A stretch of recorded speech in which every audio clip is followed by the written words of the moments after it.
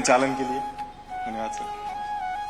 और एक बार जोरदार तालियां इस पूरे कार्यक्रम के लिए, क्योंकि अब से कुछ ही मिनटों में माननीय मुख्यमंत्री जी इस कार्यक्रम का हिस्सा होने के लिए पहुंचने ही वाले हैं। कार्यक्रम जिसका विषय आपको हम पहले भी बताते रहे हैं, विभिन्न सत्रों के माध्यम से बताते रहे हैं कि वो मूल आधार, हर विषय का वो मूल आधार जैसे किसी विशेषण, किसी संज्ञा, किसी उपमा, किसी अलंकार में नहीं बांधा जा सकता। जैसा कि कार्यक्रम की शुरुआत में भी हमने कहा था कि अगर तमाम भावों को, तमाम विशेषणों को, तमाम उपमाओं अलंकारों को पूरे आकाश पर अनंत काल तक के लिए अनंत बार लिखा जाए तो भी श्री कृष्ण को परिभाषित नहीं किया जा सकता। तो आज के इस कार्यक्रम के लिए एक बार फिर से जोरदार तालियां। हम चाहेंगे कि ये ऊर्जा जो पिछले कुछ घंटों से लगातार आपकी बनी हुई है वो आगे भी रहे, क्योंकि इस ऊर्जा को और बढ़ाने के लिए, इसे और पल्लवित करने के लिए माननीय मुख्यमंत्री डॉक्टर मोहन यादव जी कुछ ही पलों में हमारे बीच यहां पर उपस्थित होने वाले हैं।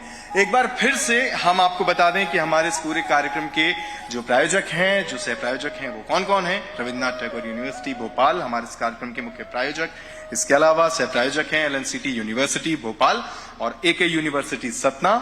हमारे एसोसिएट स्पॉन्सर्स हैं Siddhanta hospital Bhopal, golden heart hospital Jabalpur, Takshashila institute of engineering Jabalpur, millennium group of institutions Bhopal. और एक बार जोरदार तालियां माननीय मुख्यमंत्री डॉक्टर मोहन यादव जी के लिए। हमारे बीच पहुंच चुके हैं पिछले काफी देर से, काफी समय से जिस पल का इंतजार हम सभी कर रहे थे, BSTV परिवार जिस क्षण की प्रतीक्षा कर रहा था, सारे दर्शक हमारे जिस क्षण का इंतजार कर रहे थे, वो क्षण आ चुका है। माननीय मुख्यमंत्री हमारे बीच इस वक्त आ चुके हैं। मैं अपने सभी दर्शकों से चाहूंगा कि एक बार जोरदार तालियां।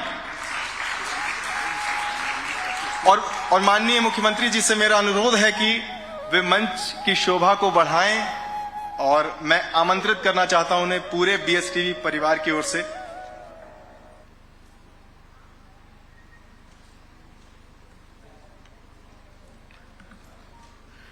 साथ ही हम तालियों की गड़गड़ाहट को न रोकें, जो मैं बार बार आपसे कह रहा हूं।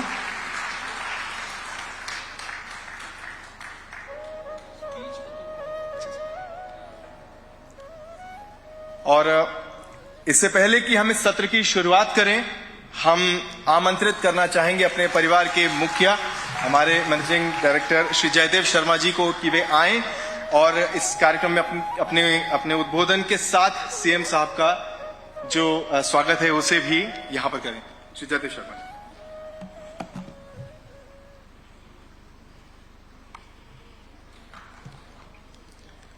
आज इस सभागार में हम सबके मध्य उपस्थित सर्वजन हिताय सर्वजन सुखाय को चरितार्थ करने वाले, लोक कल्याण के हितों की रक्षा के लिए अपना सर्वस्व देने वाले हमारे प्रदेश के मुखिया माननीय मुख्यमंत्री श्री मोहन यादव जी का मैं BSTV परिवार की ओर से हार्दिक स्वागत, वंदन, अभिनंदन करता हूं।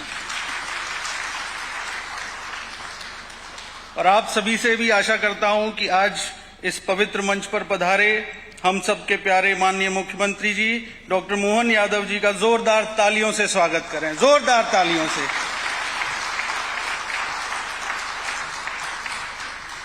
यहां उपस्थित सभी महानुभावों का भी मैं हार्दिक स्वागत, वंदन करता हूं।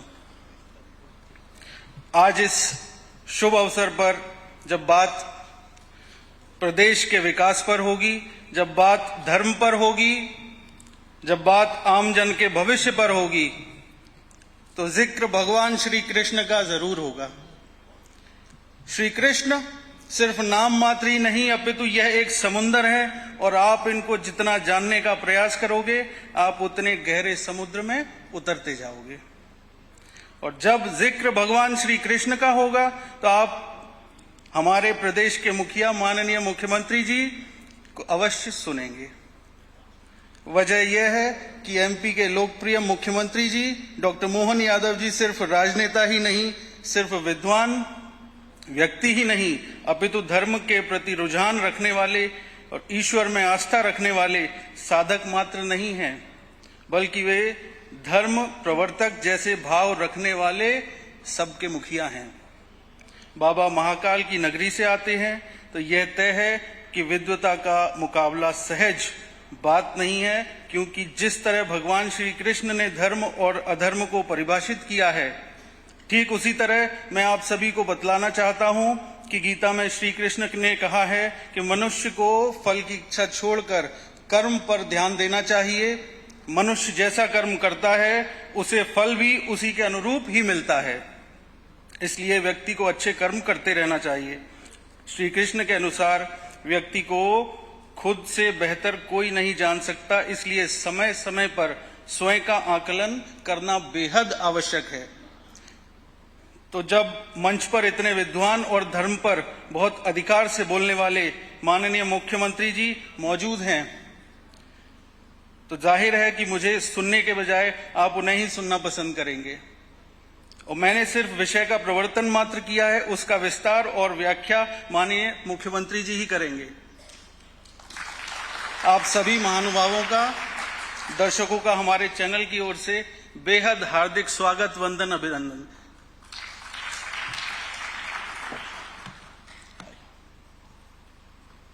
बहुत बहुत धन्यवाद सर। और बिना देरी के मैं आमंत्रित करना चाहूंगा बीएसटीवी के editor in chief Praveen Dubey ji को कि वो आए और इस सत्र की शुरुआत करें। और आपसे मेरा निवेदन कि तालियां प्लीज रुके नहीं, इस पल का हमें बहुत देर से इंतजार था, प्रतीक्षा थी। चलिए अब इस विशेष सत्र को अब हम यहाँ पर शुरू करते हैं। सबसे पहले तो बहुत बहुत शुक्रिया सीएम साहब। आप आज दर्शकों के लिए बता दूं कि वो सुबह से लगातार दौरे कर रहे हैं और हमारे अनुरोध पर सीधे एयरपोर्ट से यहां आ गए बजाय बंगले में जाने के। इसके लिए बहुत आभार आपका। एक बात मैं जरूर बता दूं कि आप जो इनकी आइडेंटिटी परिचय जानते हैं हमारे सीएम साहब का, डॉक्टर मोहन यादव जी का, वो जानते हैं एक विद्वान राजनेता के तौर पर, वो आप जानते हैं कुशल प्रशासक के तौर पर। आज हम उनकी एक और आइडेंटिटी आपके सामने जाहिर करेंगे।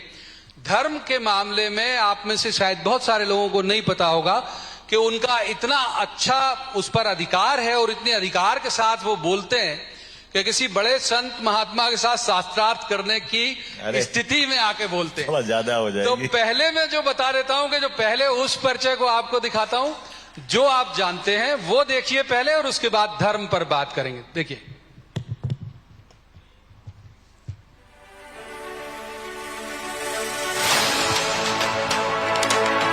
राष्ट्रीय स्वयंसेवक संघ की नर्सरी से निकले एक नेता का बृहद राजनीतिक सफर उदाहरण है राजनीतिक क्षेत्र के आकांक्षियों के लिए कि आपको कैसे शुरुआत करनी है। उनका अंदाज दिखाता है आम जन और एक राजनेता के संबंधों को जड़ों तक मजबूत करने की दिशा, और दूरदर्शिता स्थापित करती है उस पद के दायित्वों के निर्वहन का आदर्श कि समाज के अंतिम छोर पर खड़े व्यक्ति के उत्थान के लिए सरकारों को कैसे काम करना चाहिए। मध्य प्रदेश के यशस्वी मुख्यमंत्री डॉक्टर मोहन यादव, जिनके नेतृत्व में मध्य प्रदेश के विकास की गति को नए आयाम मिल रहे हैं। मध्य प्रदेश ने पिछले 7 महीनों के सुशासन के प्रयासों से ये जाहिर कर दिया है कि गरीबी के कुचक्र पर ठोस प्रहार किए जाने के साथ प्रदेश के प्रत्येक व्यक्ति को नागरिक सेवाओं की पहुंच के दायरे में लाया जाए और उनकी आर्थिक क्षमता बढ़ाई जाए। मध्य प्रदेश के हर तबके के लिए बृहद एवं सूक्ष्म स्तर पर आर्थिक गतिविधियों की श्रृंखला चलाई जाए। मुख्यमंत्री डॉक्टर मोहन यादव के नेतृत्व में सेवा, सुशासन और गरीब कल्याण के लिए सरकार ने प्रतिबद्धता जाहिर की है। सबका साथ, सबका विकास, सबका विश्वास तथा सबका प्रयास का नारा वंचितों के जीवन में सुधार लाने के उद्देश्य से नीतियों की आधारशिला बन चुका है। डॉक्टर मोहन यादव की दूरदर्शिता से गरीब कल्याण के लिए बनाई गई नीतियों का सफल क्रियान्वयन आकार ले रहा है। केंद्र सरकार की योजनाओं के सफल संचालन में भी मध्य प्रदेश देश के अग्रणी राज्यों में है। पंडित दीनदयाल उपाध्याय जी की अंतिम छोर पर खड़े व्यक्ति के विकास की अवधारणा को मूर्त रूप देने का काम भी डॉक्टर मोहन यादव की सरकार कर रही है। शिक्षा, स्वास्थ्य, स्वच्छता, रोजगार, औद्योगिकरण, मध्य प्रदेश सर्वस्पर्शी विकास की ओर तेजी से बढ़ रहा है। डॉक्टर मोहन यादव की सरकार में समाज के सभी वर्गों की विकास में समान भागीदारी के लिए लिए गए हर निर्णय में साफ झलकता है कि राज्य शासन जन कल्याण के लिए संकल्पित है और डबल इंजन सरकार की ये संकल्प सिद्धि की भावना विकास के नंदी घोष पर हर क्षण आगे बढ़ते हुए मूर्त रूप ले रही है। तो एक बार जोरदार तालियां। पहले सवाल सर, माइक आपका वही है। पहले सवाल की शुरुआत इसी से कर लेते हैं कि जब से आपने पदभार संभाला उसके बाद के 4, 5, 6 निर्णय जो दनादन हुए उसको अगर हम एक तरह से डिकोड करें तो ऐसे लग रहा है कि भाई ये सरकार मतलब दीनों के मोहन जैसी आपकी एक इमेज। एक कलेक्टर आपने तत्काल हटा दिया, गुना में ट्रांसपोर्ट कमिश्नर से लेके पूरा अमला हटा दिया, फिर एक तहसीलदार जिन्होंने किसी गांव के व्यक्ति से अगर आप बदतमीजी से बात की थी तो हटा दिया। ये पहले से प्लान था या बिल्कुल रिएक्शनरी था आपका? नहीं, पहले से प्लान तो नहीं है, लेकिन अब ये सब पुरानी बातें हो गई है। मैं ये बात तय जानता हूं कि हम जिस क्षण शपथ लेते हैं और जिस समय जब हम अपने दायित्व को अंगीकार करते हैं मन के अंदर, तो स्वाभाविक रूप से हम अपने आप में अकेले नहीं हैं। हम सबका प्रतिनिधित्व, सबका चेहरा बन जाते हैं और सरकार के साथ सरकार के उत्तरदायित्व को ग्रहण करने में हर मंत्री, मुख्यमंत्री, उनकी संवेदना सबसे अहम होना चाहिए। और वो संवेदना गरीब व्यक्ति की, असहाय व्यक्ति की, थोड़ा सा जिसको हम उसकी मासूमियत भी बोल सकते हैं, थोड़ी सी उसकी अपनी दायरे में वो जो हमसे अपेक्षा करता है, समर्थ तो चाहे जो करेगा, ऐसा सत्ताधीश ये मंजूर करेगा तो फिर भगवान कृष्ण के अनुयायी होने का क्या मतलब रह गया? भगवान कृष्ण को अनुयायी होने का मतलब है कि हम सब भगवान कृष्ण के जीवन काल के प्रारंभिक काल से देखते चले जाएं कि जलराशि अथाह, कालिया नाग है बहुत विशाल, बहुत भीषण, और हम सब जानते हैं कि उसके बारे में तो शेषनाग से कल्पना करते थे जी। लेकिन जमुना जी की जल राशि पे उसने कब्जा कर लिया है और कब्जा करके वो अपना एकाधिकार मानता है। तो एक तरह से वही बात होगी ना जो आपने बात कही कि जो समर्थ है वो अगर एकाधिकार करेगा और समाज उसको बर्दाश्त करेगा तो ये समाज को बर्दाश्त होने वाली घटना नहीं है। भगवान कृष्ण ने वहां भी वही एहसास कराया कि आप समर्थशाली हो, शक्तिशाली हो, लेकिन समाज के सामान्य अधिकार पे आप अतिक्रमण कर रहे हो तो ये क्षम्य नहीं है, अक्षम्य है, उसको दंडित होना पड़ेगा। और दंडित करना ये किसी भी राजनेता के लिए अगर जो शपथ लेता तो उसको दंडित करने की एक पल की देर नहीं करना चाहिए। मैं कमोबेश ऐसे कई बातों पे बात कर सकते हैं, लेकिन मेरे मन में ये आता है कि अगर किसान है, ड्राइवर है, गरीब है, अब उसने अपनी कोई बात रखी होगी, उसकी अपनी स्टाइल होगी, जैसे वो समझता है, तो समझने में हमारे द्वारा रिएक्शन क्या आना चाहिए हमारी समझ के ऊपर निर्भर करता है। हम ड्राइवर से कहेंगे तेरी औकात क्या, तो फिर डूब मरना चाहिए हमको। हम कलेक्टर होगा, आईएएस होगा, इसका मतलब ये अधिकारी नहीं होगा कि उसकी औकात बताए। औकात तो आप बता रहे हो अगर उससे औकात पूछ रहे हो तो हमको ये भाव समझना चाहिए कि सरकार की व्यवस्थाओं के आधार पर संवेदनशीलता भी होना चाहिए, सहनशीलता भी होना चाहिए और समझदारी भी होना चाहिए। तीनों का समुच्चय ये अत्यंत आवश्यक है। बहुत बार ऐसे मुझे अवसर मिला, सौभाग्य मिला भाई साहब के साथ के सियासी संवाद बहुत किया। आज मूल विषय पर रखते हैं विमर्श को, जो श्री कृष्ण पाथे हमने नाम रखा है, उसके साथ तादात्म्य बनाने के लिए सबसे पहले आपको एक एवी दिखाते हैं, देखिए।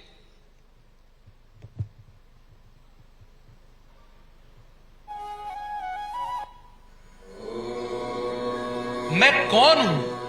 ईश्वर हूं, युग पुरुष हूं, यादव कुल श्रेष्ठ हूं, लोकनायक हूं, राजा हूं, राजाधिराज हूं, अपने आभीरभानु वंश और वृष्टि अंधक कुल का तारक हूं, योद्धा हूं, गोपाल हूं, कृषक हूं, मोहन हूं, राधा का श्याम हूं, सखा हूं, प्रेमी हूं, लीलाधर हूं। मेरा परिचय किसी परिधि या दायरे में बांध कर मत देखिए। जहां ज्ञान की शांत अवस्था है वहां मैं हूं। मैं शरीर में स्थित इंद्रियों का स्वामी मन हूं और समस्त प्राणियों में जो चैतन्य है, जिसके कारण जीवन है, वह आत्म तत्व मैं ही हूं। मैं ही काल, मैं ही कला, मैं ही बुद्धि, मैं ही चित्त, मैं ही राग, मैं ही अनुराग, मैं ही साध्य, मैं ही आराध्य। कुरुक्षेत्र में अपने सखा अर्जुन से एक बार मैंने कहा था कि ऐसा समय कभी ना था और ना ही होगा कि जब तुम नहीं थे और मैं नहीं था, जब तुम नहीं होगे और मैं नहीं होऊंगा। आज भी प्रत्येक चराचर में मैं विद्यमान हूं। मैंने 2 बार ब्रह्म ज्ञान दिया, एक बार अपने प्रिय सखा अर्जुन को रणभूमि में और एक बार अपने सबसे प्रिय सखा भाई उद्धव को। आज मैं बताता हूं कि मुझे इस लायक किसने बनाया, किसने मुझे संवारा, किसने मुझे आकार दिया, किसने मुझे तराश कर मेरी भुवन मोहिनी प्रतिमा बनाई, जिसकी आप सभी लोग आज भी पूजा करते हैं। आज मेरे दीक्षित होने, सुदर्शन चक्रधारी होने और मेरी प्रिया वल्लभा के मिलने की कहानी विस्तार से मैं आपको बताऊंगा। यह भी बताऊंगा कि वर्तमान राज्य मध्य प्रदेश मेरे हृदय में क्या स्थान रखता है। सर, इतने सारे हमने सवाल पूछे प्रभु के जरिए। बहुत शुक्रिया आपका। तो इतने सारे सवाल हमने पूछे, तो इसी में पूछ लेता हूं कि मध्य प्रदेश के मुख्यमंत्री डॉक्टर मोहन यादव जी के लिए कृष्ण के मायने क्या हैं? उनके कृष्ण कौन, या वो कैसे परिभाषित करते हैं कृष्ण को? बड़ा वैसे कठिन प्रश्न है, लेकिन मैं ये मान के चलता हूं कि हम तो हमारी सनातन संस्कृति में भगवान को भगवान की तरह अगर लेंगे तो 33 करोड़ देवी देवताओं को नमन करके ही हमारा काम चल जाएगा।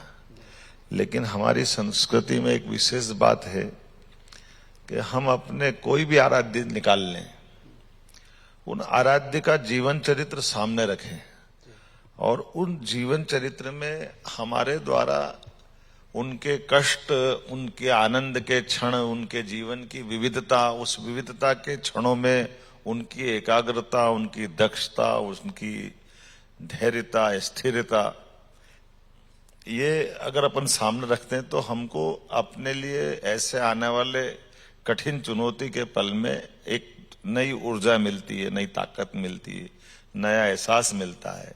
और कभी कभी हमसे जो एक गलती हो जाती है, वो गलती ये है कि ये तो भगवान है, इनको सब छूट है, ये कुछ भी कर सकते, लेकिन हम तो मनुष्य हैं। भगवान के उस रहस्य को समझना पड़ेगा। अगर विष्णु भगवान स्वर्गलोक से कंस को मार देते ना, वो मनुष्य बन करके क्यों यहाँ जन्म लेकर के आए? कदम कदम पे उनने वो सारे कष्ट उठाए जो हम और आप उठाते हैं, और उन कष्टों को उठाने के बाद भी वो अपने अधरों पे मुस्कान लेकर के हमको जीने की प्रेरणा बताते हैं, हमको त्याग सिखाते हैं, हमको कदम कदम पर इन सारी व्यवस्थाओं के जहां हमारे लिए चुनौती मिलती है उसके खिलाफ जो सही है उस तरफ ले जाने का प्रयास करते हैं।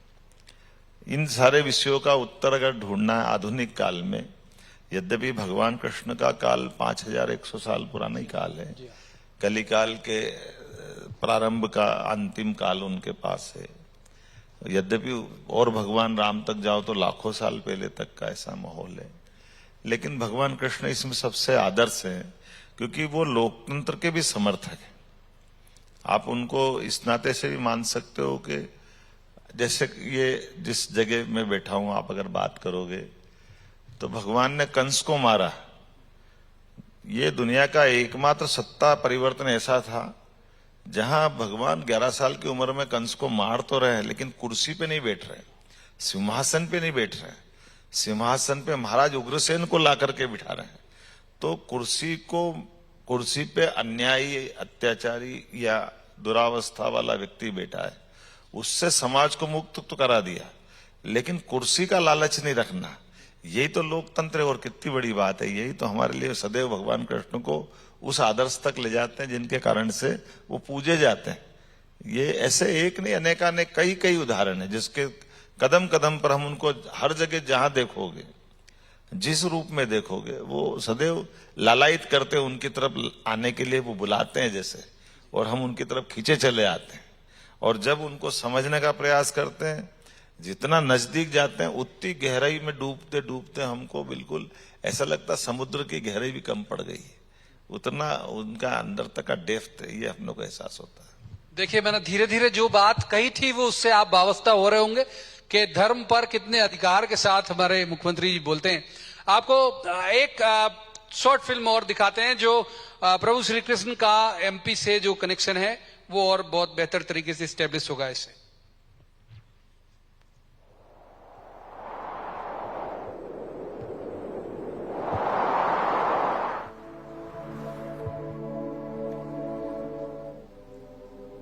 इस सृष्टि में जिस भी मानव को अलौकिक ज्ञान की अभिलाषा हो, जिज्ञासा हो, उसे शिष्य उत्तराधिकार से ज्ञान प्राप्त करना चाहिए। जीवन में गुरु का स्थान भगवान से भी ऊपर है। साक्षात धरित्वेन समस्त शास्त्रे उक्तिस्थितः भावयत सद्भिः किंतु प्रभोर्य प्रिय तस्य वंदे गुरु श्री चरणारविंदम। जन्म के तुरंत बाद मेरे जीवन में इतना कुछ घटा कि मेरे साथ होने वाले संभावित अनिष्ट का भय सदैव मेरे परिवार को भयाक्रांत करता रहा। संभवतः यही कारण रहा होगा कि मुझे और बलदाऊ को औपचारिक शिक्षा के लिए उस अवंतिकापुरी में भेजा गया जहां के राजा जयसेन मेरे फूफा जी थे और मेरी बुआ राजादि देवी वहां की राजमाता। जिन गुरु के आश्रम में मुझे शिक्षा का सुपात्र मानकर भेजा गया, वे महर्षि सांदीपनी समस्त ब्रह्मांड में सर्व सिद्ध्या विशारद के तौर पर आदर पाते थे। अवंतिकापुरी स्थित उनके आश्रम में हमारे पहुंचने से पहले ही उन्होंने भगवान भोलेनाथ को प्रसन्न करके अपने आश्रम में एक बार बुला लिया था। आश्रम क्या था? एक दिव्य देव स्थान था। शिष्य परंपरा के अनुरूप हम सभी वहां सिर्फ आश्रम कुमार थे। मेरी बुआ के बेटे विंद अनुविंद भी वहां थे, लेकिन मुझे उनसे सहोदर जैसी प्रतीति कभी अनुभव नहीं हुई। यह अलग बात है कि उन्हीं की बहन मित्रविंदा कालांतर में मेरी पत्नी बनी। कई राज्यों से आए आश्रम कुमार वहां थे, जिनमें लिंग, अंग, बंग, मगध, पांड्य, सौराष्ट्र, पांचाल, पंचनद जैसे राज्य थे। यादवों के 18 कुलों में इस आश्रम में आने वाले हम पहले यादव कुमार थे। 64 दिवसीय इस ज्ञानार्जन में हमने 14 विद्याएं और 64 कलाएं सीख ली। महर्षि हमारी तीक्ष्ण विद्यार्जन की क्षमता को देखकर मोहित रहते थे और मैं उनका प्रिय शिष्य था। पर्णकुटी में रहना और आश्रम के समस्त विधि विधान का पालन अनिवार्यता थी, लेकिन वो कभी भी बाध्यकारी नहीं लगी, वरन रुचिकर लगती थी। अवंतिका में जब हमारे गुरु काशी से आए, उस समय पूरे क्षेत्र में भीषण अकाल था और गुरु सांदीपनी के तप के कारण ही उससे मुक्ति मिली। तय था कि गुरु के आराध्य भगवान भोलेनाथ हमारे भी आराध्य थे। मैंने भी वहां सहस्त्र कमलों के साथ भगवान महाकाल की स्तुति कई बार की है। चूंकि हमारे गुरु गोमती के तट से आए थे और उन्हें वहीं का जल भाता था, वे योग विद्या से गोमती में स्नान के लिए नियमित जाते थे। मुझे लगा कि शिष्य का कर्तव्य है कि गुरु की आवश्यकताओं को बिना कहे समझ जाए। इस तरह आश्रम में गोमती कुंड बन गया। मित्रता स्थायी भाव है, इसकी कोई आयु नहीं होती। वो समय के साथ तेज और मध्यम भले होती रहे, लेकिन विस्मृत नहीं की जा सकती। मुझे सबसे अच्छा मित्र यही मिला, सुदामा। अर्थाभाव में रहता था तो भोजन के आमंत्रण को भी अवसर की तरह देखता था। आश्रम में नियम था कि पाकशाला में भोजन पकाने में उपयोग में आने वाली लकड़ी आश्रम कुमार ही काट कर लाएंगे। मैं भी सुदामा के साथ सुदूर वन क्षेत्र में जाता था। एक बार हम चलते हुए दूर तक निकल आए। गुरु मैया ने उधर पूर्ति के लिए थोड़े से चने रखा दिए थे। लौटते समय कांधे पर लकड़ियों का गट्ठर रखे सुदामा थक गए। हम दोनों ने धरती पर गट्ठर रखा और सुस्ताने लगे। हल्की बारिश होने लगी। हम एक पेड़ के नीचे रुके। सुदामा जंगली जीवों के डर से पेड़ के ऊपर चढ़ गए। उसे भूख बहुत लगती थी। उसने मुझसे छिपाकर सारे चने खा लिए। सुदामा की निर्धनता और दरिद्रता के बीच की एक बहुत महीन सी रेखा उसी दिन सिमट गई और वो लगभग आधे जीवन काल तक दरिद्र रहे। मैं ये नहीं कहूंगा कि उनका ये हस्र मैंने नियत किया था, बल्कि नियति समझती है कि मित्र से छल चाहे कितना भी छोटा हो, किसी ना किसी तरह से प्रतिफल स्वरूप सामने आता ही है। बाद में कई साल के बाद मेरा मित्र जब मुझे द्वारिका मिलने आया तो मुझे उसकी दशा पर दुख हुआ और मैं जो भी यथेष्ट मित्रता में कर सकता था वो मैंने अपना दायित्व समझकर पूरा किया। विद्यार्जन के बाद बारी आई गुरु दक्षिणा की। कहते हैं कि कोई भी शिक्षा तब तक संपूर्ण नहीं मानी जाती जब तक आप उसका कोई मोल गुरु को प्रदान ना करें। गुरु की जब तक परीक्षा लेने की मनसा ना हो वे मांगते नहीं हैं, बल्कि कृतज्ञ भाव से शिष्य उन पर सब कुछ न्योछावर कर देना चाहते हैं। हमारे गुरु और गुरु मैया ने भी मांगा नहीं, बल्कि उनके पुत्र शोक का आर्त भाव मैंने पढ़ लिया था। एक बार जब महर्षि सांदीपनि प्रभास तीर्थ की यात्रा पर गए थे तो वहां के गहरे समुद्र में उनका पुत्र डूब गया था। मुझे भान था कि वो डूबा नहीं, बल्कि पंचजन राक्षस ने उसे पहले बंदी बनाया और फिर मारकर यमलोक भेज दिया था। गुरु की एकमात्र आशा की किरण हम थे, तो हमें यह दायित्व निर्वहन करना ही था। हम प्रभास गए, पंचजन का वध किया और वहीं मुझे मेरा सर्वप्रिय पांचजन शंख मिला। उसी शंख के शंखनाद से हमने यमराज को चेताया और गुरुपुत्र पुनर्दत्त को जीवित लाकर अपने गुरु को गुरु दक्षिणा दी। एक बात और महत्वपूर्ण है जिसके उल्लेख के बिना यह संवाद संपूर्णता को प्राप्त नहीं कर सकता। उस काल में उपजाऊ भूमि, गोधन के भंडार और समृद्धि जो इस क्षेत्र में थी उसके मूल में थी नदियां। अब स्थिति बदली है। जल स्रोत सूख रहे हैं। कृषि पर निर्भर लोगों के लिए समय कष्टदायक होता जा रहा है। जल स्रोतों को पुनर्जीवित करना ही होगा। किसानों की समृद्धि के प्रयासों और उनकी बाधाओं को ठीक तरह से परिभाषित करना होगा। एक अपेक्षा मेरी और है। हमारे गुरु के आश्रम को सिर्फ संवारा गया है। वहां पर यदि फिर से कोई गुरुकुल स्थापित होता है तो ये मेरे लिए भी प्रसन्नता का हेतु होगा। यदि कोई यदुवंशी ही सत्ता के शीर्ष पर हो तो ऐसी अपेक्षाएं सहज भी हैं और ग्राह्य भी। हालांकि मैं बता दूं कि ये भी हमने बहुत पहले बना ली थी। सीएम साहब अनाउंस कर चुके हैं वहां पर।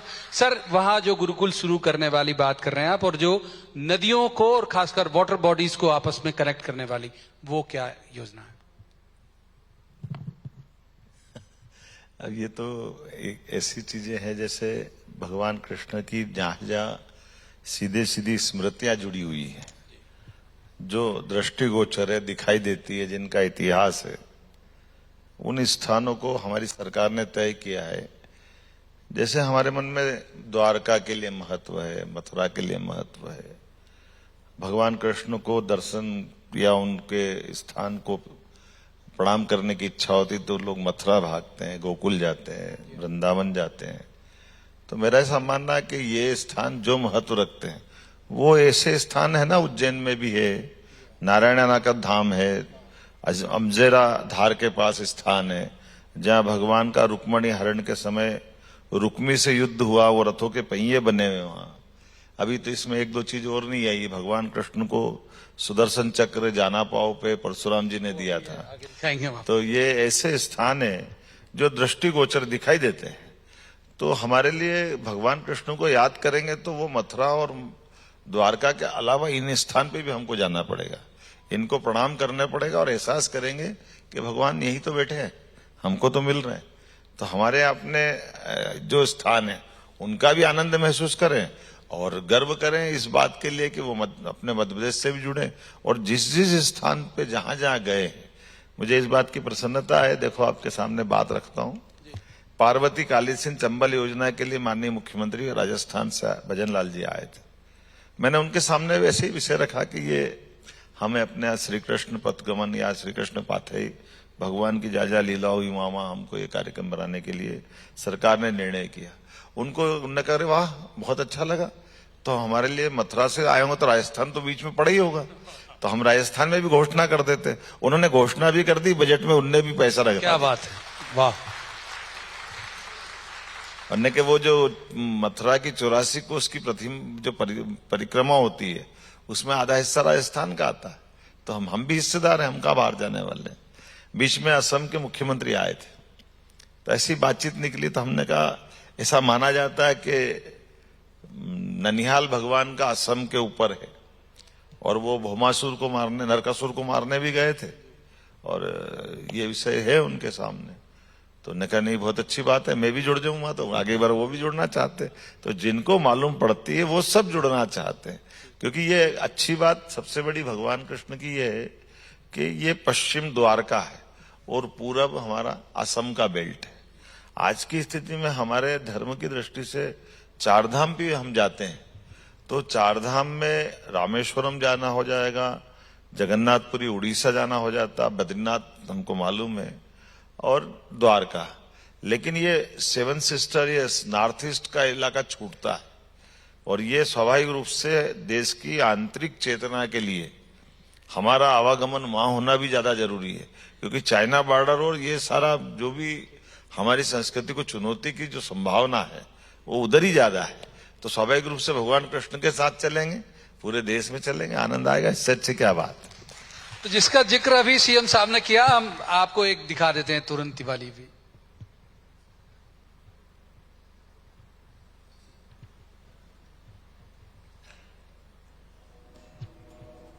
तो अब कथा उसकी जिसने मुझे वसुदेव पुत्र, कान्हा, गोपाल, मोहन से हटके यादव श्रेष्ठ संबोधन तक पहुंचाया। मृत्युलोक में मैंने जो भी किया उसे लीलाओं के तौर पर परिभाषित किया गया, मगर उन लीलाओं के साथ बहुतेरी उपमाएं भी मिली जो अब तक मेरे नाम के साथ जुड़ी हैं। उनमें एक उपमा है सुदर्शन चक्रधारी, 12 आरों वाला सबसे संहारक अस्त्र, जिसके प्रक्षेपण और विसर्जन का सुपात्र मुझे भृगुश्रेष्ठ भगवान परशुराम ने समझा था। उसे प्राप्त करने की योजना बनाकर हम नहीं गए थे, बल्कि हम तो परिस्थितियों के अधीन होकर उनके पास सिर्फ परामर्श के लिए गए थे। कंस का वध मैंने किया तो यह तय था कि जरासंध सिर्फ इसे अपने जामात्र की मौत नहीं मान रहा था, बल्कि उसके अभिमान, उसके पौरुष का भी भंजन था। उसने पूरे दलबल के साथ मथुरा पर हमले के लिए कूच किया। मुझे भान था कि यादवों से जरासंध को कोई शत्रुता नहीं है, उसे तो मैं और दाऊ चाहिए थे। जब उसका लक्ष्य एक था, सिर्फ और सिर्फ मैं, तो क्यों मैं अकारण हजारों यादवों को काल के गाल में भेजने जैसी चूक करता। जिस समय जरासंध की सेना मथुरा के द्वार के मुहाने पर युद्ध के लिए आतुर खड़ी थी, मैंने यादवों के हित में पलायन का निर्णय लिया। भले ही भविष्य में एक और उपमा मेरे साथ रणछोड़ की चिपक कर रह जाए, लेकिन इस समय समझदारी यही है कि मैं यहां से निकल जाऊं। दाऊ के साथ हम किसी सुरक्षित स्थान की तलाश में मथुरा से निकले तो स्मरण आया भृगुश्रेष्ठ का। हमारी आशा से अधिक उन्होंने हमें स्नेह दिया और समझाया कि जरासंध पीछा तो अवश्य करेगा। बेहतर यही होगा कि हम गोमांतक पर्वत की तरफ प्रस्थान करें, क्योंकि वहां अधिक ऊंचाई पर रहने के कारण जरासंध की समुद्र की तरह उफनती सेना का सामना अच्छे से किया जा सकता है। परिणाम भी वही हुआ और आखिर जरासंध को वहां से पराजित करके वापस भेजने में हम सफल हुए। वापसी के पहले ही हमारी ये विजय की ख्याति समूचे आर्यावर्त में दावानल की तरह फैल चुकी थी। हम जब आए तो ऋषिश्रेष्ठ परशुराम ने मुझे दीक्षित किया और वो संहारक शस्त्र सुदर्शन मेरी उंगलियों में आया। मैंने उसका आह्वान देखा, प्रक्षेपण देखा, लेकिन प्रयोग नहीं देखा। उसके परिणामों का यद्यपि मुझे पूर्ण ज्ञान था, लेकिन किसी नवीन उपलब्धि को प्राप्त कर लेने के बाद उसके प्रयोग को लेकर मन तो मचलता ही है। हमें अवसर दिया करवीर राज्य के राजा श्रगाल ने। उसके आतंक से प्रजा बेहाल थी, महिलाओं और बच्चों पर भी उसका अत्याचार चरम पर था। हमने जब उसे ललकारा तो उसने हमें दीन और अकिंचन ठहराने जैसी कई गर्वोक्तियां की। उसकी आयु नियति ने संभवतः उसी दिन तक के लिए लिख रखी थी।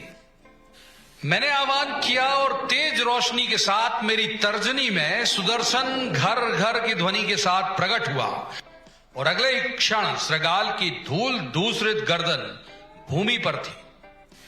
यादव सेनापति सात्यकी हर्ष विभोर थे और उन्हें लगने लगा था कि सुदर्शन चक्र के बाद यादव समूचे आर्यावर्त में अब अजेय हो गए। वर्तमान राज्य के साथ मेरे संबंध की ये एक और सबसे ताकतवर कड़ी है। सर ये इसमें मैं जानता हूं कि आप बहुत सारी चीजें एड ऑन करेंगे, जैसे मैंने पहले ही कहा, और क्या है जो हम छूट गए इसमें? हमारे यहाँ एक शब्द, एक मुहावरा चलता है, हरि अनंत हरि कथा अनंत।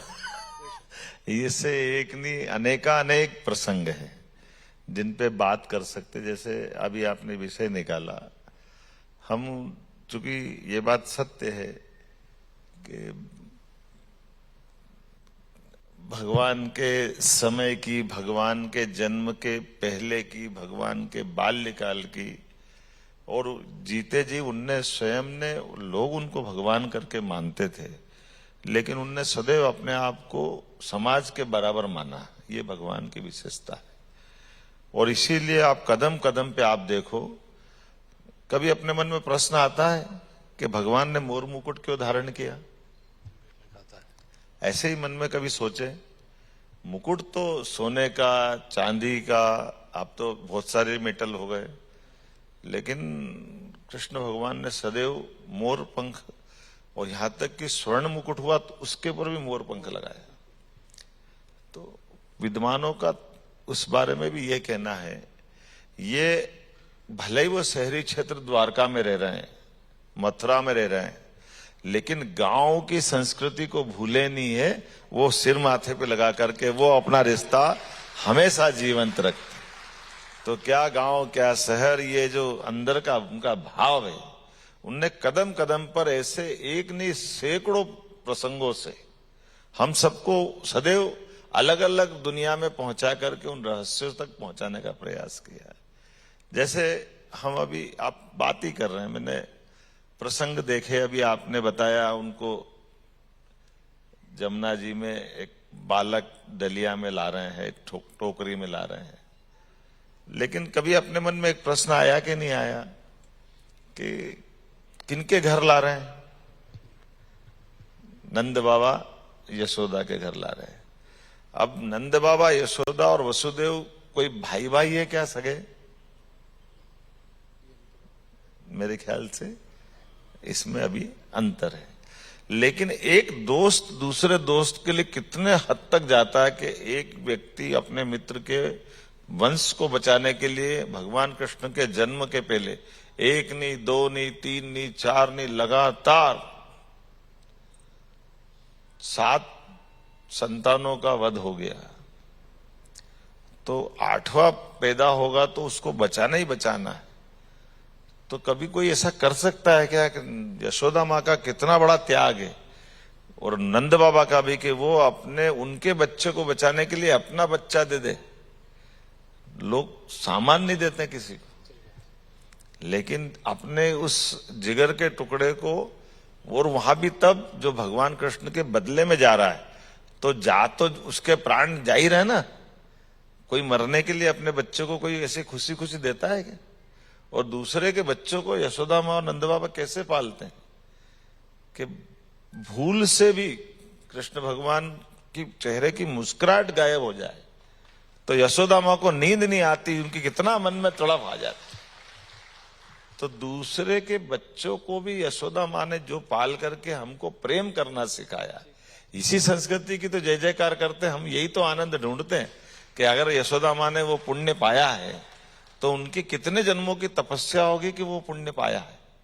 कल्पना करना मुश्किल है कि अपने बच्चों को भूल गए और भगवान की भक्ति या उनकी बाल सुलभ उनकी कलाएं देख करके, उनकी पैंजनियां डाल करके कन्हैया अगर अपने घर में घूम रहे हैं छोटे से बालक रूप में, तो माँ दीवानी हो गई उनकी। कोई ये राक्षस मारने आ रहा है, कोई वो राक्षस मारने आ रहा है, जाने अनजाने भगवान के ऊपर हमने कितना, कभी कल्पना करो जैसे एक पक्ष आता भी, आ रही जन्माष्टमी, पूरे शहर में देश भर में मटकी का बड़ा आनंद आता है। अब मटकी का एक पक्ष तो ये हम सब जो बोलते हैं वो अपना है, माखन से भगवान का मटकी फोड़ने का क्या क्या बोलते हैं, लेकिन भगवान की उस भाव को अगर अंदर जाके देखें तो हमको समझ में आएगा कि वो बालक जो माता यशोदा और नंद बाबा का अत्यंत हृदय का टुकड़े समान है, और उनको कभी पूतना मारने आ रही है, तो वो तो चलो मान लो उस समय छोटे दूध पीते हैं तो उनको मालूम नहीं है, लेकिन बाद में कंस, मथुरा कितनी दूर है गोकुल से? दूर नहीं है, 15-20 किलोमीटर की दूरी पे है, लेकिन उसके बावजूद भी नंद बाबा और यशोदा एक कंस जैसे महाशक्तिशाली व्यक्ति के खिलाफ भी अपने जिगर के टुकड़ों को दे करके उनका लालन पालन कर रहे, जो उनका दुश्मन भले हो सकता होगा, लेकिन ये भी तो सब कुछ दांव पे लगा करके अपने घर में उनका पालन लालन कर रहे हैं। और उससे बढ़कर के भी जब पूतना को मार दिया तो भी लगा कि बालक असामान्य है, लेकिन भगवान कृष्ण की लीला चल रही है। फिर बकासुर बगला बन करके कहते हैं लोग, लेकिन हो सकता है वो किस रूप में आया होगा, लेकिन आया तो कंस का ही भेजा हुआ दुश्मन जो भगवान की हत्या करना चाहता है, और कृष्ण भगवान उसको मार देते हैं। अब छोटा बच्चा थोड़ा बड़ा हो गया जो मार रहा है, तो मारने के बाद किसी के आंगन में कोई लाश पड़ी है तो बच्चा अपनी माँ, यशोदा तो माँ ही है ना, उनसे पूछेगा नहीं कि माँ ये कौन है, कहां से आया? तो वो तो जन्म के समय की स्टोरी उनके दिमाग में आ गई कि इसके पैदा होने से ही संकट आ रहे हैं। तो कहे बेटा ये कंस के लोग है, तू बचा के रहे, मत चल, बाहर मत जा, अंदर रहे, घर में छिपा के रखती। अब कंस कोई न कोई है, भगवान कृष्ण के दिमाग में आ गया कि कंस कोई है जो मेरे को मारना चाहता है। बाद में धेनासुर एक और बड़ा आता, वो और बड़ा होकर के मारने आता, भगवान कृष्ण उसको भी मार देते हैं। अब ये एक के बाद एक आए जा रहे हैं, मारने वाले उनसे निपट रहे हैं भगवान कृष्ण, लेकिन बड़े भी तो होते जा रहे हैं। अब बड़े होते जा रहे हैं तो वो नंद बाबा यशोदा से पूछते हैं कि ये कौन है, तो वो कहते हैं वो कंस के लोग है, कंस के लोग है। तो कंस मतलब उनके दिमाग में आ गया कंस कोई मेरा दुश्मन है जो मेरे को मारना चाहता है। ये तो हो ही गया, ध्यान में सबको आ ही गया। अब जब इस बच्चे को ध्यान में आ गया, ये तो अपने काम में लग गए। अब रोज घर में माखन बन रहा है, अब माखन बन रहा है और माखन मटकी में भर के रोज जा रहा है, तो बच्चा ये भी देखता कि ये कहां जा रहा है। तो नंद बाबा यशोदा कहते कंस के पास जा रहा है, कि कंस के यहाँ क्यों जा रहा है? बोले उसकी सेना को माखन चाहिए इसलिए हमको देना पड़ता है। तो एक छोटा बच्चे के दिमाग में आएगा कि वो अपना दुश्मन है और मेरे दुश्मन को अपने घर से जा रहा है, ये क्या बात हुई? तो वो कहेगा ना ये मैंने नहीं जाने दूंगा, मैं रखो वापस, मैं खा लूंगा, ढोल दूंगा। अपने को बच्चा चिपक जाएगा माता पिता को, क्योंकि दुश्मन को तो नहीं जाने देगा। तो ये तो स्वाभाविक है ना। अब जब ये देखता है कि नंद बाबा यशोदा कहते ये नहीं जाने दे रहा, तो कहते बेटा तू छोटा, तेरे को नहीं मालूम है, कंस बहुत बड़ा आदमी है, वो तो मार डालेगा अपने को। तो छोटा बच्चा तो डरता नहीं है, तो ये कहता है कि नहीं जो होगा निपट लेंगे। बोले तू नहीं समझता, रहने दे, ये जाने दे जाने दे। तो जब बच्चे के विरोध के बाद भी कंस के पास जा रहा है, तो आप मेरे को बताओ उसके मन में आएगा कि नहीं ये माँ बाप जब दाएं बाएं होंगे तब खा जाओ इसको, ढोल दो, मटकी फोड़ दो, ये मन में आएगा कि नहीं आएगा? अब इसके मन में ये विद्रोह हुआ ना मूलतः उस कंस के पास के जो हमारा दुश्मन है वो हमारा माखन क्यों खाना चाहिए। फिर वो अपने दोस्तों से बात करते हैं, छोटा सा गांव है, सबके यहाँ माखन बन रहा है। बोले तेरे यहाँ क्या हो रहा? बोले मेरे यहाँ भी माखन जा रहा। बोले कहाँ जा रहा? बोले वो कंस के पास जा रहा। अरे बोले अपने दुश्मन के पास कैसे जा रहा है, इसको रोको। तो बोले क्या करें? बोले तू मेरे यहाँ खाने आ जा, मैं तेरे यहाँ खाने आ जाओ, अपन भी फटकी फोड़ दे, खत्म करो कहानी, इसका चक्कर कहाँ है। तो वो सब मिलकर के उनने अपनी नई एक तरह से क्रांति हुई, विद्रोह हुआ। और उस विद्रोह में भले बड़े बड़े लोग डर रहे हैं, लेकिन ये बाल सेना तो नहीं डर रही। फिर बाल सेना क्या क्या कर सकती है? जब हम इकट्ठे होंगे तो राधा जी लड़कियों की टीम इकट्ठी करती है, कृष्ण भगवान बालकों की टीम इकट्ठे करते हैं।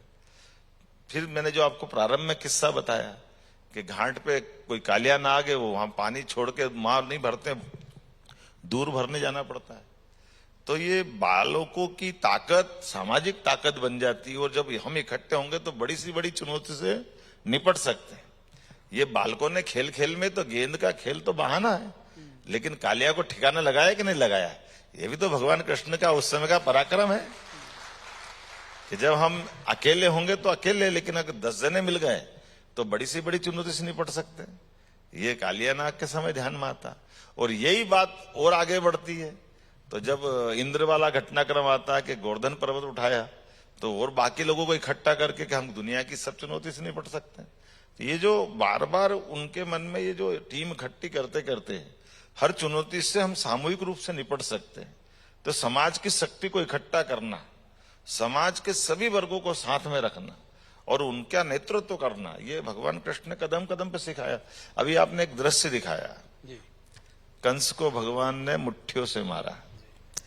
कुछ प्रश्न मेरे मन में भी है, हो सकता है विद्वान लोग बताएंगे, लेकिन जो मेरे मन में प्रश्न का समाधान आप भी देखो कि जब कालिया नाग को मार दिया तो कॉन्फिडेंस बढ़ा कि नहीं बढ़ा, विश्वास बढ़ा, हम कर सकते हैं। गोवर्धन पर्वत के माध्यम से पूरे नगर को बचाया और विश्वास बढ़ा। अब ये कंस को मालूम पड़ता जा रहा है कि कोई न कोई ऐसा है गांव में, तो अक्रूर जी को भेज दिया लेने, और वो तो षड्यंत्र है कि केवल बुला लाना और फिर अपन निपट लेंगे, और ये हुआ भी सही। लेकिन ये भगवान कृष्ण की यहाँ भी उनकी अपनी समाज इस बात को समझना और उससे निपटने की तैयारी देखो आप। कृष्ण भगवान को बुलाया, कुश्ती में एक मल्ल युद्ध होगा, मल्ल युद्ध में आपका मल्ल देखने आना है, तो बलराम और कृष्ण तो जा ही रहे हैं, वो अपने साथ में उस गांव के सारे बाल गोपाल जिसकी सेना बना ली, उन सबको भी ले गए साथ में, अकेले नहीं गए। अब आप अंदाज लगा लो, अगर अकेले जाए तो आज जैसे कोई बड़े राजमहल में कोई जाएगा और बड़ी संख्या में वहां तो सैनिक होंगे, सिपाही होंगे, बड़े बड़े अधिकारी होंगे, तो भगवान कृष्ण अगर अकेले उस समय होते तो कंस को मारते तो बाकी क्या कर रहे थे, एक प्रश्न आता है कि नहीं मन में।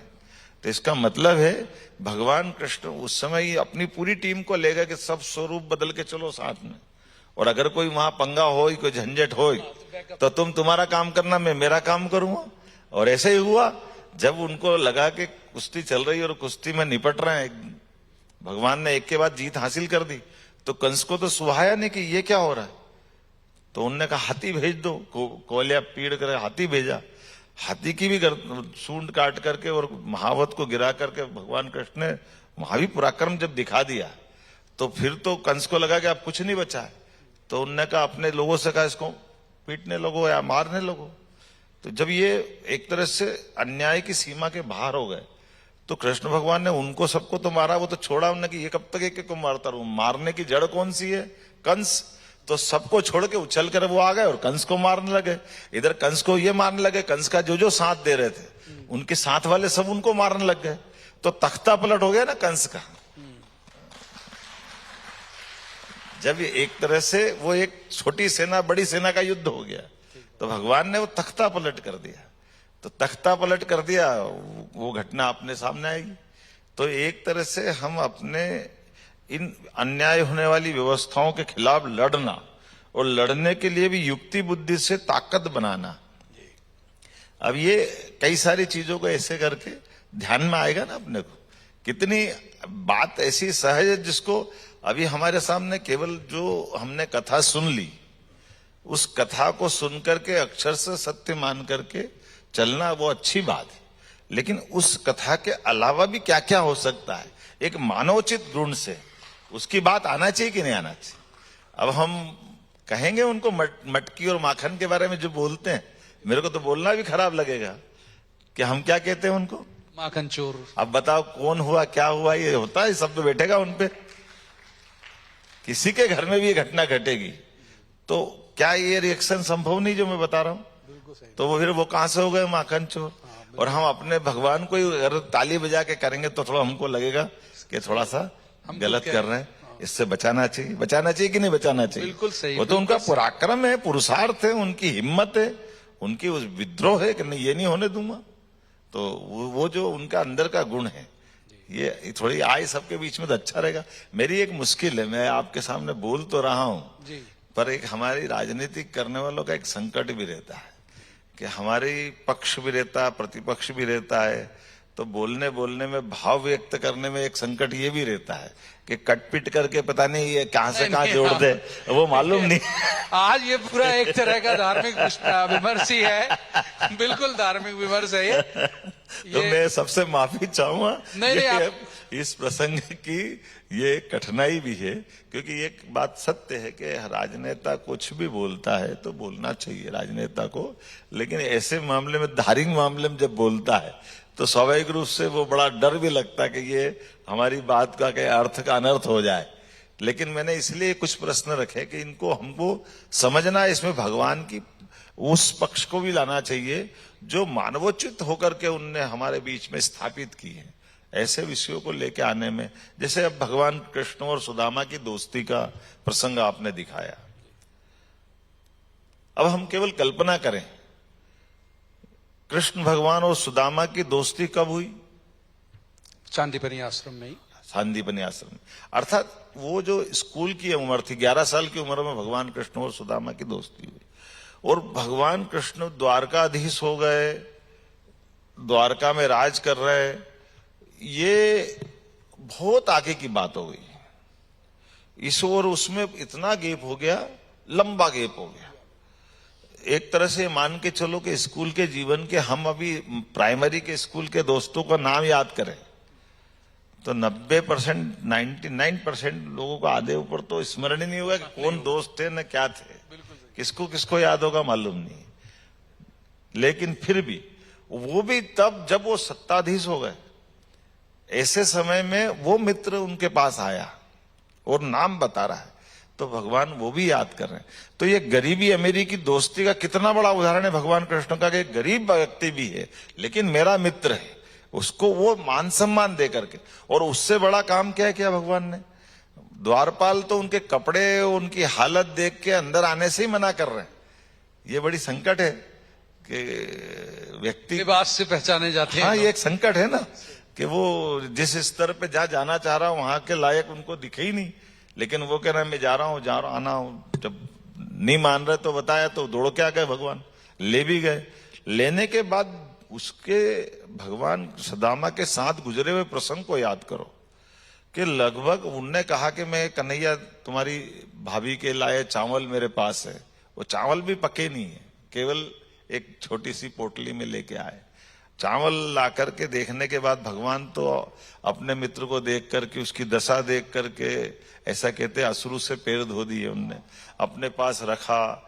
अब ये चकाचौंध देख करके वो गरीबी मित्र भले ही कहे, लेकिन उनके मुंह से निकल नहीं पा रहा कि मेरे को कुछ पैसा चाहिए, घर पे बच्ची को शादी करना है, मकान बनाना है, घर की गरीबी दूर करना है। और कृष्ण भगवान समझ रहे हैं, और समझने के बाद वो उसको रोज आनंद के साथ अपना साथ घुमाना फिराना, अच्छे से रखना, पूरी चिंता कर रहे हैं। और चिंता करते करते वो 1 महीना हो जाए, 2 महीना हो जाए, 3 महीना हो जाए, 4 महीना हो जाए, वो बेचारा परेशान है। उसको अपनी पत्नी याद आ रही है, सुदामा जी को घर याद आ रहा, गरीबी याद आ रही, बच्चे याद आ रहे हैं, लेकिन ये कृष्ण भगवान उसके मुंह पे ही नहीं आने दे रहे किस कारण वो आया है, उसको क्या मदद चाहिए, कुछ नहीं, बिल्कुल उसको आनंद के साथ रख रहे। रखते रखते 5वां महीना हो गया कि नहीं तो मैं जाइए, कहना मेरे को जाना, अब मैं जा रहा हूं। तो नहीं तुम और रुको। 1 महीना और 6 महीने हो गए। अब पूरे 6 महीने हो गए। उसके बाद उन्होंने कहा मैं भले कुछ भी हो जा जाऊंगा। उसको छोड़ने के लिए अपने यहां से अनुचर को बोला, कुछ भी नहीं दिया भगवान ने उसके हाथ में। अब इनको लगा सुदामा जी को जैसे आसमान से गिरा दिया। खुद को इतना अच्छा रखा, इतना खिलाया पिलाया, सब कुछ करा, आंसुओं से पैर धो दिए, कितना आनंद कर दिया, लेकिन जो जिस बात के लिए वो आए थे वो तो कुछ मिले ही नहीं। तो कृष्ण भगवान के व्यवहार के प्रति अब सुदामा जी क्या सोचेंगे? कितना मन में कष्ट हुआ, कितना दर्द हुआ, लेकिन बोले कैसे? बड़े आदमी को कोई छोटा आदमी बोले बड़ी मुश्किल है। अब सुदामा जी मन मसोस के जा रहे हैं, सोचते हुए कि पत्नी सामने आएगी, 6 महीने में आ रहा और कुछ नहीं लाए तो सामना ही कैसे करूंगा? बच्चों को क्या बताऊंगा? बेचारे मन में भयंकर द्रवित है, बहुत दुखी है, बहुत परेशान, मन में इतना कष्ट है पूछो मत।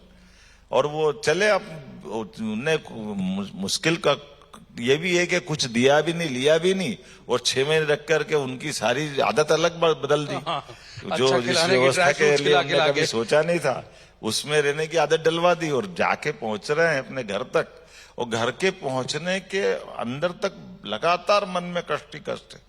और 2-4-10 किलोमीटर दूर से उनके लोग लेने आए, अरे वाह सुदामा जी आ गए, घर चलो घर चलो। तो उन्होंने कहा सुदामा जी सुनना ही मुश्किल है कि मैं तो जहां से चला था कोई साथ ही नहीं था, अकेले ही कष्ट में थे। और घर जाके देखते हैं तो भव्य महल बन गया, पूरी उनकी दुनिया ही बदल गई, नौकर चाकर व्यवस्था सारी आ गई। अब सुदामा जी को एकदम वो जो बीच का दौर है, इस दौर में हमको सबक क्या मिला कि हमारा मित्र कितना भी हो कष्ट में, अगर वो मदद मांगने आ रहा है तो उसको अगर सामने से दोगे तो उसकी आंखें नीची होगी कि नहीं क्या होगी? बात, क्या बात, क्या बात। उसको शर्म आएगी कि नहीं आएगी? अपने मित्र की भी मदद करना है, उसकी सहायता करना, जरूर करना, लेकिन पीठ पीछे करना। ये भगवान कृष्ण ने सिखाया कि पीठ पीछे मदद करके उसको हमारे बराबर पे लाके खड़ा करो। तो ये प्रसंगों का ऐसे एक ने अनेक है जिसपे अपन बात कर सकते हैं।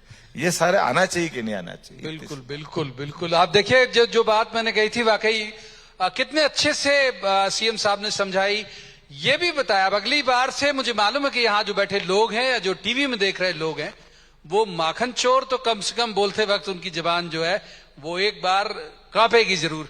एक आपको आखिरी कहानी और बताते हैं, और फिर उसके बाद फिर से उस पर भी जरूर विमर्श करेंगे सीएम साहब से।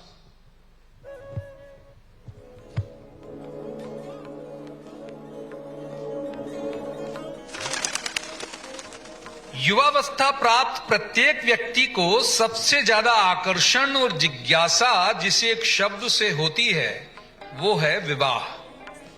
कपोलों तक की मुस्कान और समस्त शरीर में मोहक तरंगों का संचार करने में ये एक शब्द ही पर्याप्त होता है। द्वारिका नगरी जब वैभव से परिपूर्ण होकर बस गई और भगवान वासुदेव वहां के अधिपति बन गए, अब सभी को जिज्ञासा इस बात की थी कि जिस युवराज के आसन पर मैं बैठता हूं वहां मेरी वामांगी कौन होंगी। इस बीच सूचना आई कि विदर्भ के राजा भीष्मक और महारानी शुद्धमती की पुत्री रुक्मणी का विवाह चेदी नरेश शिशुपाल के साथ तय किया गया। यह समारोह नियत करवाया था कूटनीति के तहत जरासंध ने।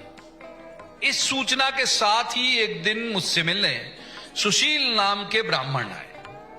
वो रुक्मणी का संदेश लेकर आए थे। वो संदेश क्या था? रुक्मणी की विद्वता का साक्षात प्रमाण था। उसमें अनुनय भी था, आमंत्रण भी था, प्रणय निवेदन भी था, ललकार भी थी और मनुहार भी। रुक्मणी ने मन ही मन मुझे अपना वर चुन लिया था और इसी कारण भार्या की भांति कुछ साधिकार निर्देश भी उसमें थे। मेरे चेहरे पर मोहक मुस्कान फैल गई। मेरे मन में उस छत्राणी के प्रति प्रेम का पल्लवन हुआ। मैंने दाऊ से मंत्रणा की और निकल पड़ा। संदेश में हरण और उसके बाद वरण कहां आसानी से करना संभव होगा, यह भी लिखा था। उधर से शिशुपाल की बारात एक विशाल सेना की तरह निकली और इधर से मैं अपने कुछ समर्पित सैनिकों के साथ। जहां आज का अमझेरा है वही उस काल में रुक्मणी की कुलदेवी का मंदिर था। विवाह पूर्व कुलदेवी दर्शन के लिए वे आईं, दुल्हन के पूरे श्रृंगार के साथ। कुछ चुनिंदा सेवक, राजपुरोहित और कुछ सखियां साथ थीं। मैंने मंदिर का भ्रमण करके पहले ही वो स्थान नियत कर लिया था जहां से उन्हें सहजता से ले जाया जा सके। मेरे साथ मेरा गरुड़ध्वज रथ था। मेरे चारों घोड़े शैव्य, सुग्रीव, मेघ और बल उसमें जुटे हुए थे। मुझे देखकर रुक्मणी प्रेम विवल हुई और मैं प्रेम के आवेग में भाव विभोर हुआ। वो सभी को किनारे छोड़कर मेरे समीप आई अपना मस्तक मेरे चरणों में रखा और मैंने आलिंगन करके तत्क्षण उन्हें रथ में बैठा लिया।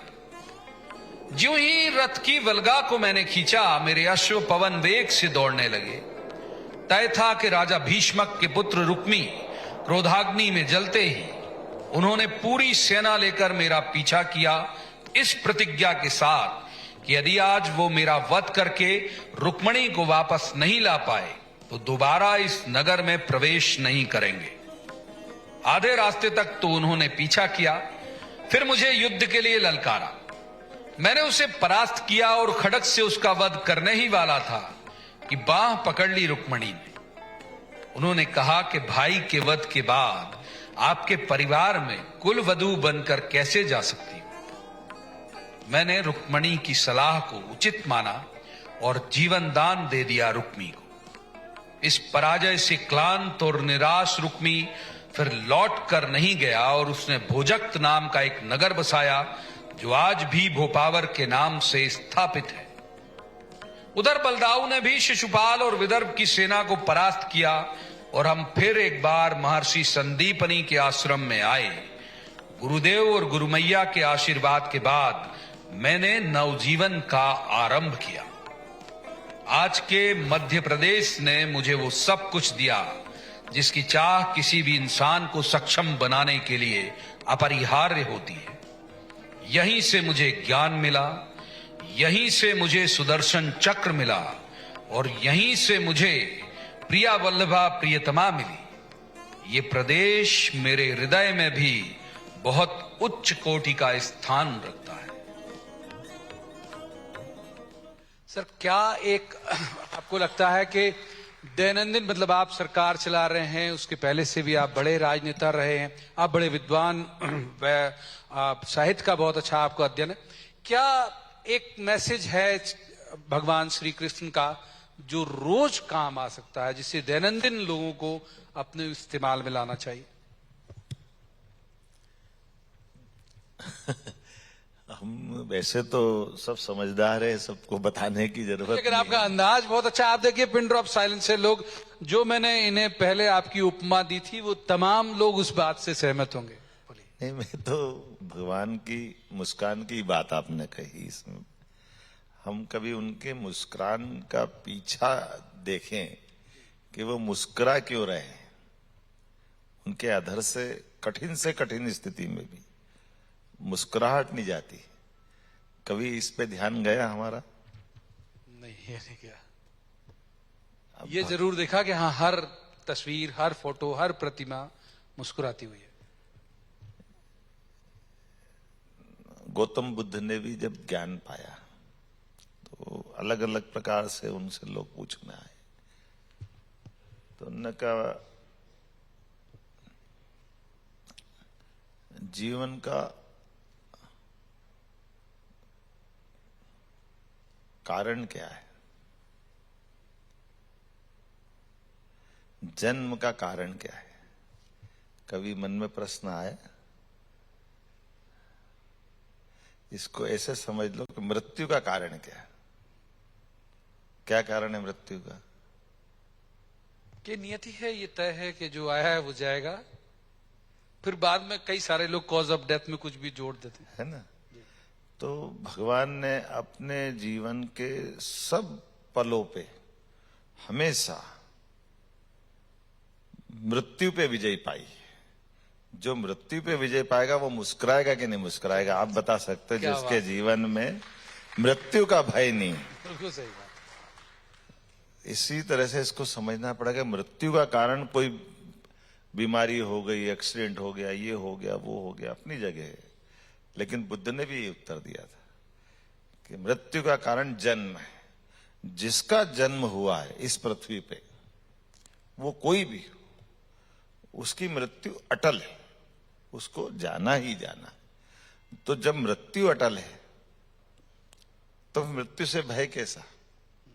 हम नादान हैं, हम अगर मृत्यु से भय खाते तो। ये भगवान कृष्ण का निर्भय होने का हम सबके लिए जीवन भर का एक पाठ है। और उसी के फिर अपन व्याख्या में चले जाएंगे कदम कदम पर। तो आपको उनके ऐसे जैसे कालिया नाग की लड़ाई के समय के घटनाक्रम, बाकी भी आप देखो इंद्र से टकराने वाली बात, और आगे जाओ कंस को मारने वाली बात, फिर अब कभी मैं तो प्रशासनिक दृष्टि से भी लोग बैठे, मैंने उस दिन भी एक उदाहरण दिया था कि कृष्ण भगवान ने अर्जुन के समय गीता का अपने मुखारविंद से वर्णन किया। लोग क्या मानते कि अर्जुन को वो युद्ध के लिए प्रेरित कर रहे हैं, और उनकी बातों के आधार पर अर्जुन ने अपने हथियार उठाए, अपनी जिज्ञासा समाधान की। हाँ, ये भी सत्य है, लेकिन ये पूरा सत्य नहीं है। पूरा सत्य क्या है? पूरा सत्य है कि उस महाभारत के युद्ध की रचना में अगर आप गौर करोगे तो कृष्ण भगवान की पूरी नारायणी सेना, कृष्ण भगवान ने दोनों के बंटवारे में कौरव पांडव के व्यवस्था दी कि मेरी सेना कौरव की तरफ रहेगी और मैं पांडव की तरफ रहूंगा, और पांडव की तरफ भी रहूंगा तो मैं केवल रथ का संचालन करूंगा, मैं हथियार भी नहीं उठाऊंगा। अब आप बताइए सेना कौन सी उनकी? कृष्ण भगवान के जब भी युद्ध हुए उनके साथ के वो सारे योद्धा, सारे नर बहादुर, छोटे से छोटा बड़े से बड़ा, हर विजय में हमेशा अपनी प्राण की बाजी लगाकर कृष्ण भगवान को विजय दिलाने वाले, वो सारी सेना उनकी, वो सारी सेना सामने खड़ी है। किनके का आदेश से? भगवान कृष्ण के आदेश से, कोई मर्जी से नहीं खड़ा, और सारे सामने खड़े हैं। और युद्ध का परिणाम भी भगवान को मालूम है कि इस युद्ध में कौरव और कौरव की सेना मारी जाएगी।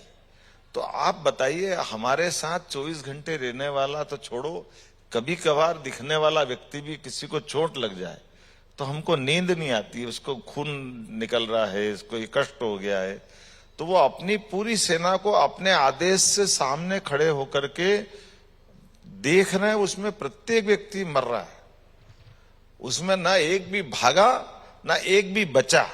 तो अपने नजदीक के लोगों को सामने मरते हुए देखना, इसके लिए भी कितना बड़ा कलेजा चाहिए, कितनी हिम्मत चाहिए, यह भी कोई कम बड़ी बात है। ये भगवान के जीवन का सबसे ज्यादा कष्टकारी ये क्षण नहीं हो सकता। बिल्कुल सही बात कि वो सामने खड़े हैं। अब इस एक तरफ अर्जुन की तरफ देखो तो अर्जुन के भाई भतीजे भले ही सामने खड़े हैं, लेकिन जिनने हथियार उठा लिया सामने तो रिश्ता खत्म ही हो गया। ठीक बात, बिल्कुल सही। उनका काहे का रिश्ता है? भाई ने भाई के सामने हथियार लेके खड़ा हो गया, भतीजा खड़ा हो गया, गुरु खड़े हो गए, तो दुश्मन हो गए ना। वो दुश्मनी का रिश्ता कहां होता है? लेकिन भगवान की सेना ने तो कोई ऐसा व्यवहार नहीं करे, वो तो आदेश से ही खड़े। लेकिन अपने सामने वो सारे लोगों के एक एक करके, अब आप अंदाज लगा लो कि 18 दिन में कभी ऐसा हुआ किसी उनके नजदीक के एकदम जाने पहचाने वालों को तीर लगा होगा, कोई को भाला लगा होगा, तो वो मरते समय भी तो ये कह रहा हूं ना कि भगवान हमारी क्या गलती, हमको क्यों यहां खड़ा करा, ये भी तो सुन रहे होंगे वो। लेकिन उसके बावजूद भी जो मैंने प्रारंभ में कहा कि मृत्यु का कारण क्या है, जो बोला ये भगवान ने उस जन्म से सिद्ध किया है कि आज नहीं तो कल कोई अमर नहीं है, इनकी नियति यहीं तक की है तो यहीं तक रहेंगे। इसलिए मुस्कुराहट भी नहीं जा रही और भय भी नहीं आ रहा, पर भगवान के लिए जीवन में भय का कोई स्थान नहीं। और ये यहां भी हुआ, और ये द्वारका के बाद जब उनके समय की उनने अपनी परिपूर्ति मानी तो अपने पूरे परिवार को ले जा करके केवल बच्चे और महिलाओं को घर में छोड़ा, और छोड़ने के बाद प्रभास क्षेत्र में अर्थात वर्तमान के सोमनाथ के क्षेत्र में, वो भील का तीर्थ आज भी है, भगवान कृष्ण अपने पूरे सभी बेटे बेटी भाई बंधु सबके साथ वहां गए, और जाने के पहले 2 पत्र भी लिख गए उद्धव के माध्यम से। तो उद्धव को कहा कि एक तो राधा को देना और एक अर्जुन को देना, दोनों को बताना कि अपना समय समाप्त हो गया। तो उद्धव ने कहा कि मैं जीवन भर आपका अभिन्न मित्र रहा, मेरे ऐसे जीवन के क्षण में कि जब तक पत्र मिलेगा आप तो अंतिम बात कर रहे हो, तो मेरा क्या होगा? तो उद्धव से कहा कोई बात नहीं उद्धव, तुम अपना काम करना, हम जब तक अर्जुन को पत्र मिलेगा हो सकता है संसार से चले जाएं, तो हमारा अंतिम समय के होने वाली रस्म अदायगी अर्जुन करेगा, और अर्जुन यहाँ से जो बची हुई महिलाएं बच्चे इनको ले जा करके मथुरा छोड़े वापस, ये अर्जुन को काम बताया उनने। 13वीं या बाकी क्रिया वो कर दे, और राधा को बोलना वो हमारा समय समाप्त हो गया, उसको भी सूचना देना। और भगवान ने ये अपने सामने अपने पूरे परिवार को, आपने भगवान के जीवन का वो कष्टपूर्ण, क्योंकि हमारे यहाँ हमारी संस्कृति की अच्छा ही ये है कि हम जयंती तो मनाते हैं लेकिन कोई न कोई कारण से शरीर तो सब छोड़ता है, इसलिए भगवान की उस अवस्था को हम अपने धर्म में थोड़ा सा छोड़ते हैं कि इसकी बात कम करो। लेकिन ये पक्ष उनका भगवान कृष्ण का ज्यादा पवित्र है कि वो अपने सामने एक उद्देश्य के लिए आए थे, और पूरा परिवार भी अगर शरीर छोड़ रहा है तो जो उनने गीता के समय अर्जुन के साथ घटनाक्रम में जो अपनी आंखों से देखा वो उनके ऊपर भी बीता है, तब भी वो मुस्कुरा रहे थे, यहां भी मुस्कुरा रहे हैं, बालपन से भी मुस्कुरा रहे हैं। और ये सत्य को सदैव जानते रहे जो मैंने कहा कि मृत्यु अटल है, आना ही है, जन्म हुआ तो मृत्यु तक आएगी। अभी भगवान का ये पक्ष भी आना चाहिए। तो इसलिए हमने माननीय यशस्वी प्रधानमंत्री नरेंद्र मोदी जी का धन्यवाद भी देता हूं कि इन प्रसंगों से जीवन में हमको कई शिक्षा मिलती है, और इन शिक्षाओं को इस विद्वानों के माध्यम से ठीक ढंग से पाठ्यक्रम का हिस्सा बनाए। तो मैं शिक्षा मंत्री था तो मुझे इस बात की खुशी है, भगवान राम के, भगवान कृष्ण के ऐसे अच्छे प्रसंगों को हमने शिक्षा नीति का हिस्सा बनाया, और अभी आगे बढ़कर जब आप मुख्यमंत्री बनाओ तो इसी क्रम को आगे बढ़ाने का संकल्प कर रहा हूं। जितने प्रवाह के साथ आप बोल रहे हैं तो मतलब ये मंत्रमुग्ध होकर लोग सुन रहे हैं, लग रहा है लगातार सुनते जाएं। लेकिन सुबह से आप निकले हैं, लगातार आप सफर कर रहे हैं, मैं समझ सकता हूं कि बहुत थकान भी आपको होगी। आपने बहुत व्यस्त कार्यकाल के बावजूद भाई साहब वक्त निकाला, बहुत बहुत धन्यवाद आपका, बहुत बहुत शुक्रिया। बस 2 मिनट आपके और लेंगे।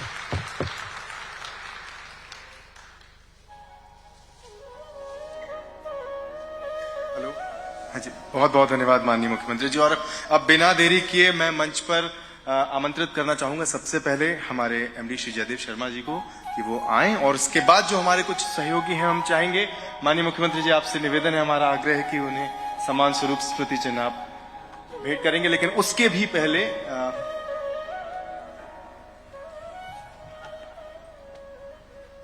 जोरदार तालियों के साथ इस क्षण के लिए मैं चाहूंगा माननीय मुख्यमंत्री जी का अभिनंदन करने हेतु ये स्मृति चिन्ह समस्त बीएसटीवी परिवार की ओर से माननीय मुख्यमंत्री जी के लिए।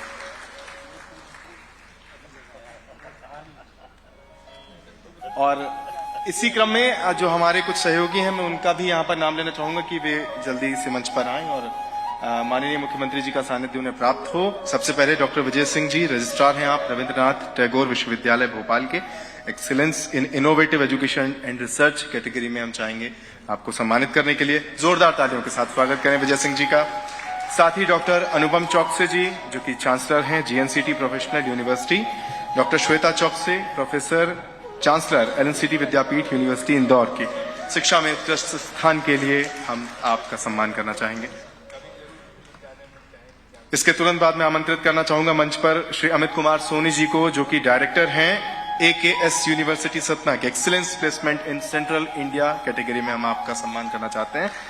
श्री अमित कुमार सोनी जी, डॉक्टर पुष्पराज पटेल एवं श्रीमती डॉक्टर कावेरी शाह जी जो कि कार्डिक सर्जरी में उत्कृष्ट नाम है, आप दोनों एक गोल्डन हार्ट हॉस्पिटल जबलपुर को संचालित करते हैं। पुष्पराज पटेल एवं डॉक्टर कावेरी शाह जी।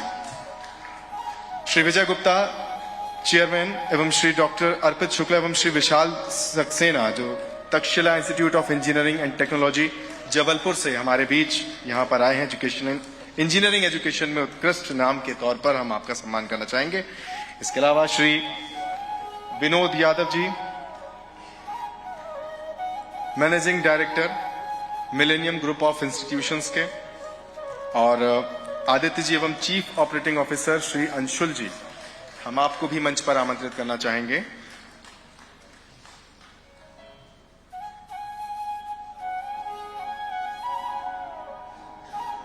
जोरदार तालियों के साथ इस क्षण के गवाह बने हम सभी, मैं चाहता हूं। और सम्मान की ही इस कड़ी में मैं अगला नाम देना चाहूंगा चेयरमैन महको एजुकेशन एवं सोशल वेलफेयर सोसाइटी के श्री अतुल सेंगर जी, मंच पर आपका स्वागत है।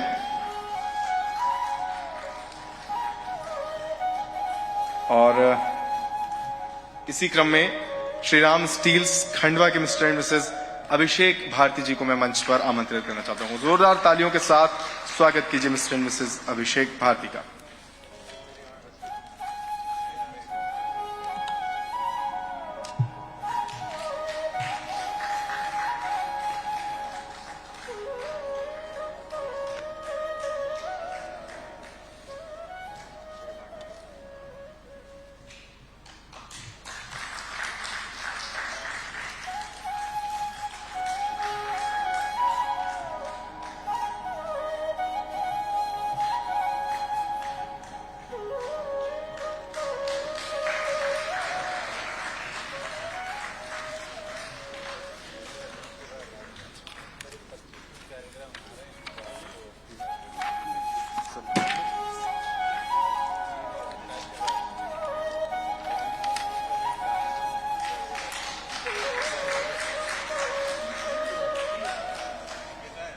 मैं चाहूंगा कि बीएसटीवी परिवार जो हमारा यहां पर इस वक्त मौजूद है, हमारी पूरी टीम कुछ समय के लिए मंच पर आ जाए और इस क्षण को हम चाहेंगे कि तस्वीरों में और कुछ वीडियोस में हम कैद कर लें।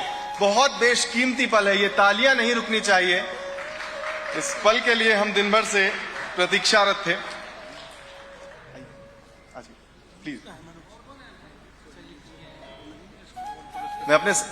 मैं अपने सभी साथियों से आग्रह करना चाहूंगा कि प्लीज जल्दी से आप लोग स्टेज पर आ जाएं।